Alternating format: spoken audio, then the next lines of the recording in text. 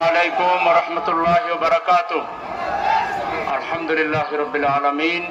ওয়াসসালাতু ওয়াসসালামু আলা রাসূলিহিল কারীম ওয়া আলা আলিহি ওয়া সাহবিহি আজমাইন। জান্নাতের পাখি শিশু রামিসার হত্যাকাণ্ডের প্রতিবাদ এবং সারা দেশের নিরীহ মানুষের উপরে আক্রমণ, শিক্ষাঙ্গনগুলোতে আক্রমণ, জুলাই যোদ্ধাদের উপরে আক্রমণ সহ দেশের আইন শৃঙ্খলা পরিস্থিতির অবনতির প্রেক্ষাপটে বাংলাদেশ জামায়াত ইসলামী ঢাকা মহানগরী কর্তৃক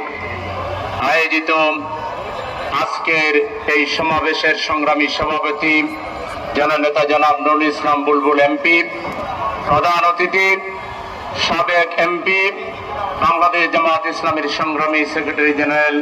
অধ্যাপক মিয়া গোলাম পরোয়ার সহ কেন্দ্রীয় এবং মহানগরী নেতৃবৃন্দ, সংগ্রামী